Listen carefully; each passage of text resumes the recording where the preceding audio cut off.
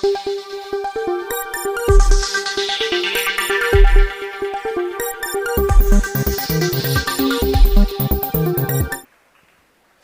आज कई प्रश्न है, मन में कई प्रश्न है, और पहला प्रश्न ये है संवाद के बारे में।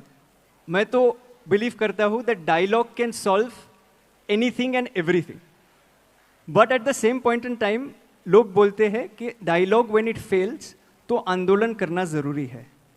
और अभी हम लोग ने देखा थोड़े दिन पहले कि एक आंदोलन हुआ था। एंड लोकतंत्र में मैं ये मानता हूँ कि the two things are important, one is dialogue, second is andolan. The idea is that andolan only happens when dialogue fails. तो कई लोग ऐसे बोलते हैं और कई लोगों का मानना है कि भारत सरकार ने यदि पहले ही डायलॉग कर लिया होता, पहले ही जेन जी से बात कर ली होती, तो देन आंदोलन करने की आवश्यकता नहीं होती। तो इस पे आपका क्या राय है, एक? और दूसरा कि आंदोलन करना खराब है क्या? ये दो प्रश्न है स्टार्ट में सर। आंदोलन भी एक डायलॉग का तरीका है। हम यहाँ बैठ के बात कर रहे हैं, इसमें समझ में आ गया ठीक है, नहीं तो हमारा डिबेट चलेगा। आप किसी कठिनाई में हो या मैं किसी कठिनाई में हूँ, सुलझाना आपके हाथ में है, मेरे हाथ में, और नहीं हो रहा है तो मैं चिल्लाऊंगा, मैं आपको वहाँ से लेके आऊँगा, ये पहले करो, अर्जेंट है, ऐसा कहूँगा। डेमोक्रेसी में प्रोटेस्ट भी कॉन्सेंसस बनाने का एक तरीका है। Lot of views come together and a consensus is evolved after discussion. That discussion may happen through dialogue. Due to various reasons, if that thing is not heard, agitation पर जा सकते हैं। लेकिन ये सब करना है to evolve the consensus, not to create divisions. अब जेन जी की बात है तो अभी जो हुआ है, ग्रीवेंस तो जेन्युइन है। भारत की शिक्षा में बहुत कुछ करने की आवश्यकता है, नहीं हो रहा है, इसलिए बात होती है। तो डायलॉग होना चाहिए। डायलॉग के बाद नहीं होता तो क्या करना, बात की बात। और मेरा अनुभव ऐसा है जेन जी के बारे में, हम लोग जेन जी की आयु में थे तो हमारी पीढ़ी का स्वभाव ऐसा था कि बड़े जो कहते थे वो मान लेते थे, हम क्वेश्चन नहीं करते थे। तो उस समय की परिस्थिति। अभी जेन जी, वो जेन अल्फा, वो प्रश्न पूछते हैं, उनको लॉजिकल आंसर चाहिए। करेक्ट। और इसके साथ प्यार चाहिए।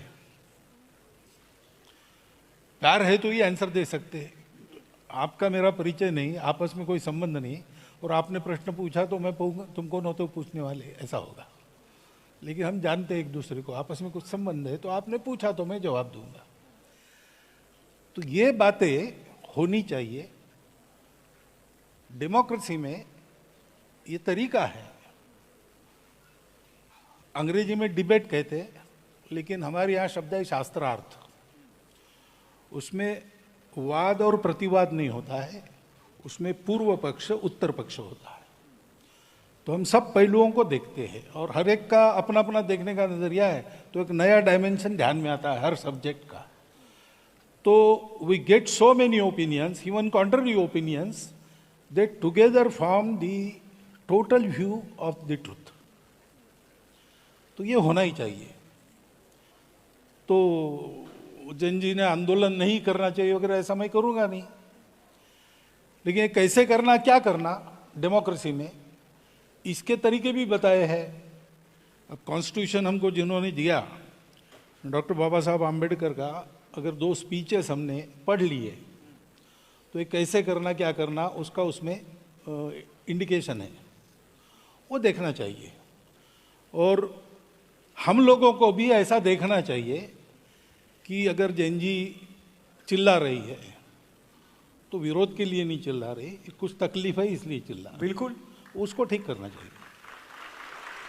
एजिटेशन जो होना है वो आपके खिलाफ या मेरे खिलाफ न होकर वो सिस्टम करेक्शन के लिए होना चाहिए, करेक्ट। तब सब ठीक रहेगा।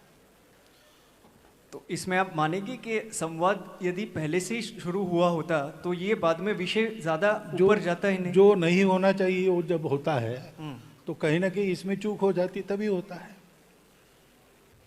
किसकी है क्या है ये अलग बात है, लेकिन कमी तो रही है, ठीक हो जाएगी, करनी चाहिए, ऐसे मैं मानता हूँ। ठीक। और इसमें थैंक यू उत्तर के लिए। पर इसमें आप जब आपने बोला कि प्रोटेस्ट पर्टिकुलर डायरेक्शन में करना चाहिए, पर्टिकुलर मैनर में करना चाहिए, अभी सर कई बार ऐसे भी लगता है कि प्रोटेस्ट पे हम निकल आए तो लोग हमें एंटी नेशनल बुला देंगे। हाँ, लोग हमें बोलेंगे saying that this people are agents of some country and so and so. तो सर नहीं, इसमें वो मैं कह रहा हूँ ना, इसमें मैं कह रहा हूँ हाँ कि जैन जी अगर एजिटेशन कर रही है तो एंटी नेशनल तो है नहीं, अपने लोग हैं, अपनी नेक्स्ट जनरेशन है। जी सर। इस अपनेपन से डायलॉग का साथ मैंने बोला अपनापन चाहिए, संबंध चाहिए, वो हमारा संबंध है, उसका रिकॉग्निशन चाहिए, तब ये डायलॉग होता है। वहाँ की बात हमको समझ में आती है, हमारी बात वहाँ समझ में आती है, ये होता है, तो होना चाहिए। और जैन जी वगैरह ऐसी है ऐसा मैं तो बिल्कुल नहीं मानता। आप क्या मानते हैं? विदाउट इट कॉन्टेक्स्ट भी जब जब पूछा गया तब मैंने बताया, और आज भी मैंने आपके सामने बोला है कि मुझे लगता है कि ये जो नई पीढ़ी है जैन जी, जैन अल्फा, ये अभी जो हमारी एग्जिस्टिंग पीढ़ी है उससे ज़्यादा ऑनेस्ट है। अरे वाह, बढ़िया है। और देशभक्ति और सेवा का ऑनेस्ट अपील उसमें चलता है। थैंक यू सर, ये आपने बताया सबसे ऑनेस्ट जनरेशन जेन अल्फा है। लोग बोलते हैं कि बच्चे भगवान का स्वरूप है, तो आजकल के बच्चे जेन अल्फा है, जेन जी है। पर सर तो कई बार ऐसे विषय आता है कि जैसे अभी प्रोटेस्ट में, आंदोलन में हुआ था कि ये बच्चे जो भगवान का स्वरूप है उन पे कई बार जो इनोसेंट है उन पे कई बार लाठीचार्ज होता है, पैलेट गन फायरिंग हुआ था। तो ये सारे विषय के और एक बात, हाँ, आपका क्या मानना है ये होना चाहिए? ये जो बातें है ना जी, ये क्यों हुआ, क्या हुआ, इसके कारणों में जाना पड़ेगा, जिसके लिए जो जानकारी चाहिए मेरे पास नहीं है, आपके पास भी पूरी नहीं होगी ऐसा मुझे लगता है जी। लेकिन इसको देख के कहाँ गड़बड़ है ये तय करना पड़ेगा। मैं अभी ये नहीं कह सकता कि क्या हुआ, क्यों हुआ, क्योंकि सही गलत मुझे भी मालूम नहीं। आप भी पढ़कर बता रहे हैं, मैं भी पढ़कर बता रहा हूँ। आज सुबह मैं आ रहा था तो कुछ मॉड्यूल्स वगैरह इसमें घुस गए, उनका कुछ भंडाफोड़ वगैरह इसी बात न्यूज़ में पढ़ रहा था। वो कितनी सही है नहीं है मुझे मालूम नहीं, लेकिन मुझे अगर आंख मूंदकर विश्वास रखने के लिए कहा तो मैं जैन जी पर विश्वास रखूंगा। क्या बात है, वाह। अभी आपने एक चीज बताई जेन जी के बारे में कि आप वो ऑनेस्ट है, आप आंख बंद करके उन पे विश्वास करते हैं। और आपने एक बहुत महत्वपूर्ण बात बताई एजुकेशन के बारे में और शिक्षा के बारे में। ये संस्था में 300 अभी शिक्षक बैठे हैं, principals and owners of schools, they are also a part of this conversation sir. And therefore I wanted to ask you this sir कि 15 लाख स्कूल्स में अभी भी 1 लाख स्कूल्स है भारत में जहां हम लोगों के पास टॉयलेट्स की सुविधा बच्चियों के लिए नहीं है। तो sir guys let me finish the question. तो सर बेटी पढ़ाओ बेटी बचाओ अच्छा स्लोगन है, पर ये स्लोगन में बेटी पढ़ेगी कहाँ यदि उधर व्यवस्था ही नहीं है टॉयलेट की। तो सर ये एक सर दूसरा इसमें सर 15,000 स्कूल में अभी तक बेसिकली वाटर की फैसिलिटी नहीं है, पानी पीने की सुविधा नहीं है। तो सर शिक्षा, मैं मानता हूँ कई चीज़ हुई है शिक्षा में, बट शिक्षा में बहुत सारी चीज़ होनी चाहिए। और मेरे लिए तो ये नेशनल इमरजेंसी है, क्योंकि देश को यदि विकसित बनाना है तो शिक्षा ठीक करनी पड़ेगी। तो आप ये मानते हैं कि that the next generation to become stronger we should focus more on education, and if so what is the one education reform that you propose sir? पहली बात, एक से नहीं होगा, मैं 2-3 बताऊंगा। जी सर। पहला है कि शिक्षा एक कमर्शियल बिजनेस नहीं है, जी। वो जीवन की नेसेसिटी है। इसलिए शिक्षा सर्वसुलभ हो, सबको मिले, ऐसा उसका स्ट्रक्चर करना चाहिए। तो इसमें तो बहुत सारा विचार करना पड़ेगा, फीस को लेके सारी बातें। दूसरा, शिक्षा हम सबकी रिस्पॉन्सिबिलिटी है, तो जिसका काम वो ठीक करे वो होना ही चाहिए। नहीं हो रहा है तो गड़बड़ है, उसको ठीक करना चाहिए। लेकिन मैं अपने जगह क्या कर सकता हूँ, उदाहरणार्थ कई जगह कई स्थान हैं हमारे यहाँ, तो ग्रामीणों ने और कार्यकर्ताओं ने मिलके वहाँ के स्कूल को ठीक किया। तो ये ऐसी फैसिलिटीज नहीं थी, तो गांव वालों ने थोड़ी थोड़ी संसाधन जुटाकर ये फैसिलिटीज उत्पन्न की। पास के शहर में किसी भले आदमी को पकड़ा, कंप्यूटर स्क्रीन उसने स्कूल में लगा दिए, ऐसा करके किया। अब शिक्षा का जो फाइनेंशियल बर्डन है, अगर समाज पूरा ध्यान देगा, क्योंकि ये शिक्षा सरकार की दी हुई वगैरह नहीं है, ये हमारे बच्चों की शिक्षा है। तो हमारे बच्चों की शिक्षा ठीक हो, इसलिए हमको भी एक्टिव रहना चाहिए, विजिलेंट भी रहना चाहिए और असिस्ट भी करना चाहिए। ये अगर एक्टिविज्म हुआ तो ये सुधार बहुत जल्दी आएगा। बाकी जिनको शिक्षा देनी है उनका भी ट्रेनिंग होना चाहिए। We have to start from teachers, train the teachers, ये करना चाहिए। बाद में फिर पाठ्यक्रम वगैरह बातें आती है, बाद में आते हैं नहीं, बाद में करने की नहीं है, साथ साथ करनी है। लेकिन बेसिक तो ये है कि शिक्षा हम अगली पीढ़ी बनाने के लिए दे रहे हैं, स्कूल चलाने या पैसा कमाने के लिए नहीं दे रहे, ये होना चाहिए। और हम सब लोगों का सहभाग उसमें होना चाहिए, सब लोगों का ध्यान रहना चाहिए, तो ठीक रहेगा। ये दो बदल अगर हम करेंगे तो बहुत जल्दी बातें ठीक हो जाएंगी। ऐसा कुछ जो हुआ है थोड़ा सा इस दृष्टि से, उससे मेरा अनुभव है। और बोल ही देता हूँ मैं, आप लोग भी कुछ ऐसा प्रोजेक्ट लेंगे आगे, 15 साल हो गए हैं, अब हमारी एक ताकत बन गई है, उसके भरोसे ऐसा अगर समाज को साथ लेकर शिक्षा में कुछ ठीक ठाक करना, ऐसा आप लोग करने लगे तो इस प्रयास में और बहुत एक बड़ी प्रयास की मात्रा जुड़ जाएगी। Thank you, thank you. प्रयास ये रहेगा कि एजुकेशन में भी अभी ऑन ग्राउंड जाके स्कूल्स में क्या कर सकते हैं, इन टर्म्स ऑफ इंफ्रास्ट्रक्चर वगैरह भी क्या करना है, कैसे करना है, वो करेंगे। पर इसमें सर आपने टीचर्स के बारे में बात की, तो जस्ट वन क्विक फॉलोअप इसमें कि 10 लाख टीचर्स की वैकेंसी भी है आज की तारीख में।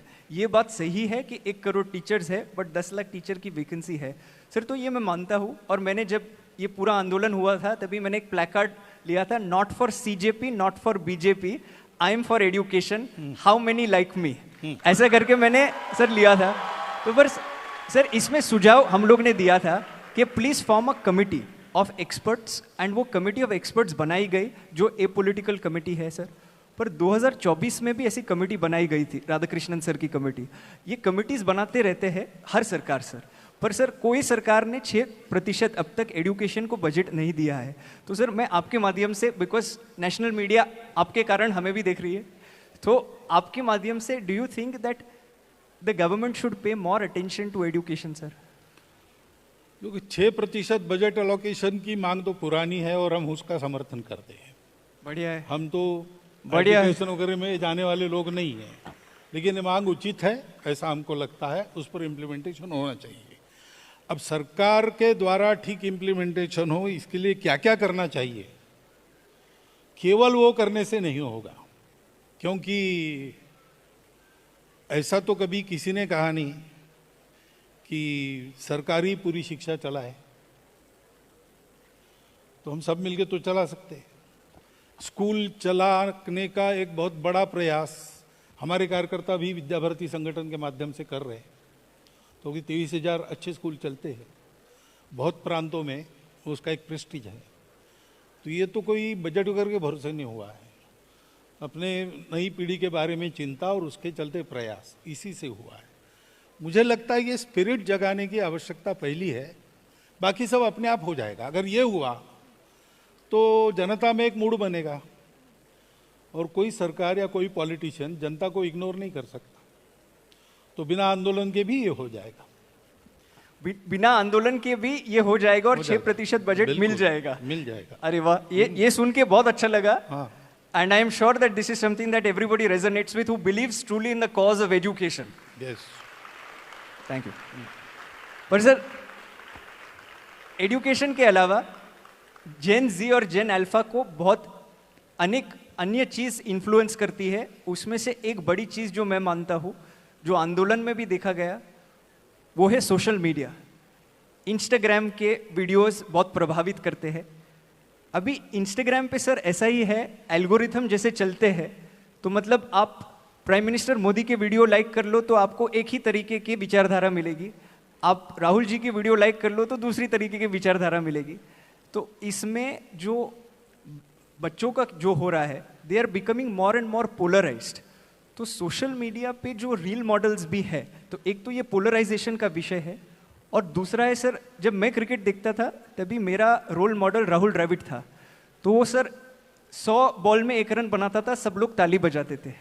सर अभी जनरेशन बदल गया है, इंस्टेंट ग्रेटिफिकेशन का जनरेशन है। वो लोग को लाइक तुरंत चाहिए, वो लोग को चीज़ तुरंत चाहिए, क्योंकि वो लोग के जो रील मॉडल्स है जो इंस्टाग्राम पे दिखते हैं वो वैसे है। तो हम लोग दोष ठहराते हैं जेन जी को जब भी कुछ गलत बोलते हैं वगैरह एट्सेट्रा एट्सेट्रा, जो वो बोलना नहीं चाहिए। पर eight the same point in time social media और समाज का भी इसमें बहुत बड़ा योगदान है। तो how should India tackle social media? अन्य देशों ने तो बैन कर दिया बिलो दी एज जो 16, ऑस्ट्रेलिया है, फिनलैंड है वगैरह। तो बैन करना चाहिए या दूसरा कुछ तरीके से उपयोग करना चाहिए इसका? आपके प्रश्न में ही उत्तर है। नियम बनाना, डिसिप्लिन बनाना ये ठीक है, लेकिन ये तब यशस्वी होता है जब एटीट्यूड बदले। तो कानून तो बहुत बने हैं, उनका क्या हो रहा है? तो समाज माने तब कानून चलता है। तो आपने बताया कि रोल मॉडल वैसे है, रोल मॉडल तो पहले पीढ़ी के है, वो वैसे है, तो रोल मॉडल को बदलना पड़ेगा अपने आप को, है ना। हम एक जैसे सोशल मीडिया पर एक मैं इकॉन हूँ, तो मुझे ये एहसास चाहिए कि मेरे कारण 10 लाख लोग अनुकरण करते हैं मैं जो करता हूँ उसका, तो मेरी रिस्पॉन्सिबिलिटी हो गई कि 10 लाख लोग मेरे पीछे चल के गड्ढे में न जाए, इतना तो मुझे देखना है। ये विवेक चाहिए। सोशल मीडिया में अभी तो टेक्नोलॉजी ऐसी है कि मेरे आपके चित्र बना पर भी हमारे मुंह में शब्द डालकर आवाज़ सहित सब बातें वैसी ही करके दिखा सकते, फेक वीडियोस वगैरह आते हैं। तो ये जानने के बाद सोशल मीडिया का उपयोग करते समय ऑथेंटिक सोर्स से वेरिफिकेशन किए बिना विश्वास नहीं रखना, ये देखना चाहिए। तो कुछ डिसिप्लिन हमको, self impose discipline about the media, ये करनी पड़ेगी। जैन जी वगैरह उनमें ये विवेक उत्पन्न हो क्या करना कैसे करना, ऐसा उसके पहले की जनरेशन हम लोगों को रहना पड़ेगा। उसके बाद अगर ये डिसिप्लिन वगैरह लागू होती है तो वो काम करेगी, नहीं तो फिर किसी बात को बैन करो आप तो 2 नंबर के मार्केट में चली जाती है और ज़्यादा जोर से चलती है। ये नहीं होना चाहिए। इसलिए इसका उत्तर देना है तो पूरे समाज को ऐसा उत्तर देना पड़ेगा, सरकार सहित, तभी ये काम होगा। सर अभी परंपरा, प्रतिष्ठा और अनुशासन, वो डायलॉग जो था अभी इंस्टाग्राम का मीम बन गया, जैसे मतलब वो पोस्टर बन गया, पर ये पोस्टर से निकल के एक्चुअल में परंपरा सेम रहनी चाहिए। एंड ये आपने जो बताया दैट सही रोल मॉडल्स चुनने चाहिए, पर इसमें एक चीज़ है, जो ज़्यादा हेट करता है, ज़्यादा वायलेंस करता है, तो उनको ज़्यादा व्यूज़ मिलते हैं, उनको ज़्यादा लाइक्स मिलते हैं। आज शायद से राहुल द्रविड़ को T20 टीम में मौका भी ना मिले। तो ज़माना थोड़ा बदल गया है, तो इसमें नए रोल मॉडल्स को सामने कैसे लाए?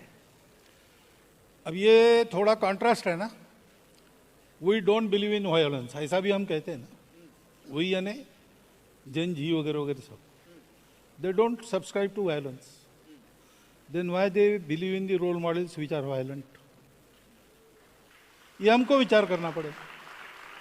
सो वी हैव टू डिसाइड मेरा पर्पस क्या है, मेरा क्या है, उसके अनुसार हमको विचार करना पड़ेगा. तो वहां एक बात, यहाँ एक बात, ऐसा तो नहीं चलेगा. दूसरा विषय इसमें, it is India's international movement to unite nations. यहाँ पहले रोमे और अन्य देशों से कई एम्बेसडर्स, कई व्यक्ति आए हैं, स्टूडेंट्स भी जुड़े हैं. तो मेरा प्रश्न ये है कि हमारे बाजू में दो देश है जो हमारे खास मित्र हैं, पाकिस्तान और चीन, और ये दो देशों हमारे साथ काफ़ी बार लड़ाई होती रहती है.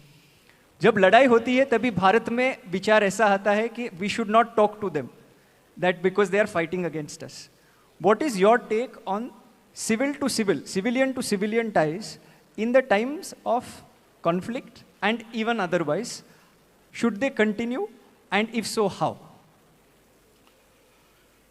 In the times of conflict, we have to go with whatever our government military does. But that should not sever the ties which are already there. You have given two examples, Pakistan and China. China, people say that for 2000 years, Bharat has given us some values. And Pakistan was Bharat, not more, less than 100 years before. This should not be forgotten. These ties cannot be severed. They can put at hold till conflict is there. But what is the solution, Bharat solution? Bharatiya solution is not conquering or obliterating others. To form that harmonious assimilating process, that requires dialogue. So conflicts may halt all these relations, but they cannot sever. They should not. Sometimes, after resolution of conflict, we have to take up the sutra from where we have left it, and we have to continue. So permanent enmity, permanent hatred is not the solution.